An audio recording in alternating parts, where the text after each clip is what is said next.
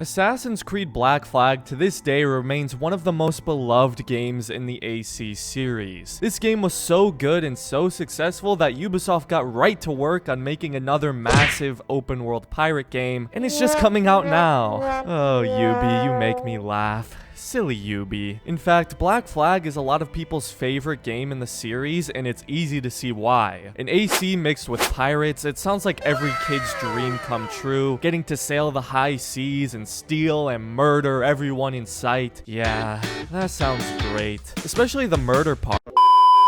But I want to make a video highlighting all of Black Flag's big positives that I feel the game did right, and some things it did far better than other games in the series, and some of which are likely part of the reason so many people adore this game.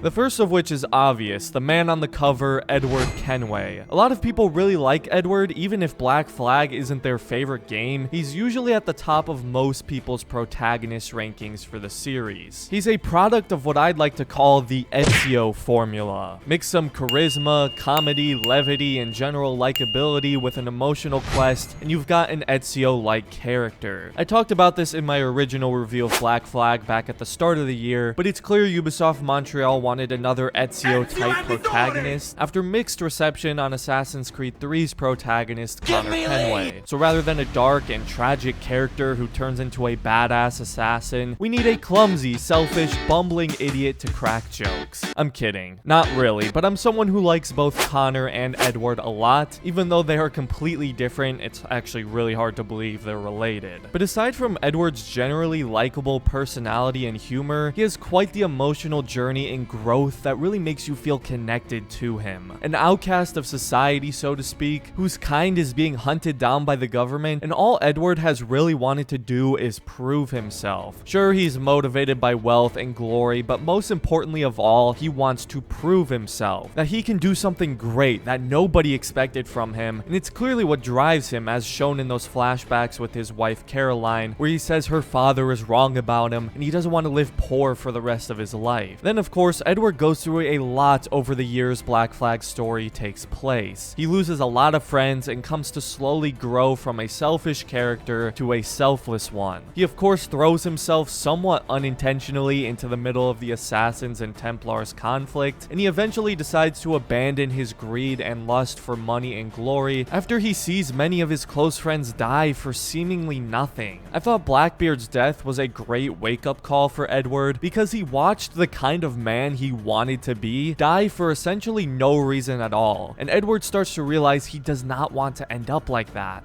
And then of course Mary Kidd's death, which is what finally gives him the push to fight with the Assassins and fight for something other than himself. He found a purpose. I love Edward's journey in Black Flag. It's a really unique one for the series, and I know some people don't like that he's not an assassin for a majority of it, but personally I really like how the story is done. Like I said, it's different, and I love that Edward's growth is what allows him to become an assassin. It just wouldn't feel as satisfying or make sense if he joined the Assassins earlier in the story. It would completely undermine his arc.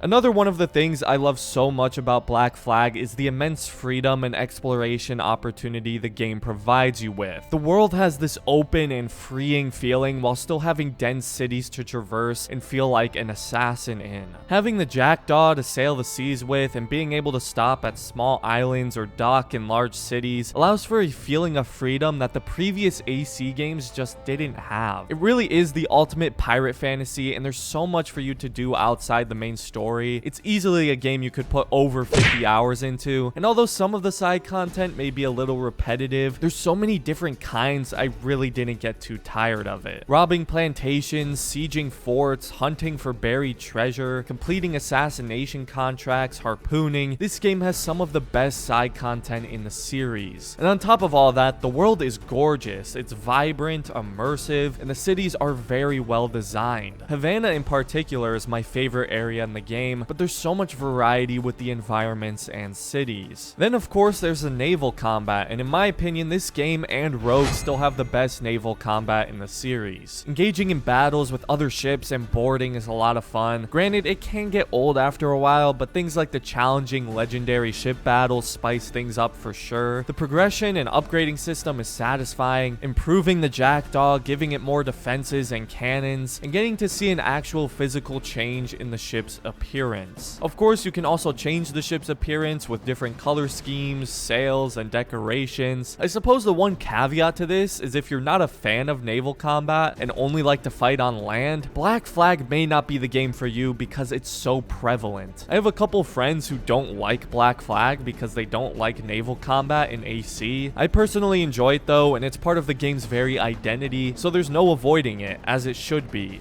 And last but certainly not least, one of the most important things Black Flag nailed is balance. I made an entire video talking about this, so I'll paraphrase a little here. Black Flag perfectly balances a pirate game with an AC game. Almost everything you would come to expect from a traditional AC game is present in Black Flag, but of course with a little bit of a twist and refreshing change with the pirate element, with sailing and naval combat and a story about a pirate who becomes an assassin. Black Flag has a very different feel from what you may consider a traditional AC, but the identity of the series is still very prevalent in the game, and it's still obvious when you're playing it that it's an Assassin's Creed game. You got your hidden blades, social stealth, tailing missions, a major Assassin-Templar conflict in the overarching narrative, and you get many black box assassination missions and contracts. This is how you mix in something new and refreshing while keeping what makes AC what it is. Now, believe it or not, and I know shockingly, not every game in the series does this, and I don't want to name names, but it rhymes with Odyssey and Valhalla. Black Flag did a lot of things right. I just wanted to point out the major things I really enjoyed from the game, and of course I'll soon do a video going over some of the things it did wrong. It's not a lot, but nothing's really perfect. So let me know what you feel Black Flag did right, and if I missed anything, and where you would rank Black Flag among the rest of the series. Is it your favorite Assassin's Creed game? If you enjoyed the video, I'd appreciate it if you considered leaving a like on the video and subscribing to the channel if you're new. Consider joining the channel membership if you'd like to see your name on screen at the end of my videos like these lovely people. I really appreciate all the support. We just passed 150k recently, so thank you so much for that, everyone. You all have really changed my life for the better. But other than that, thanks for watching and have a great rest of your day, Assassins.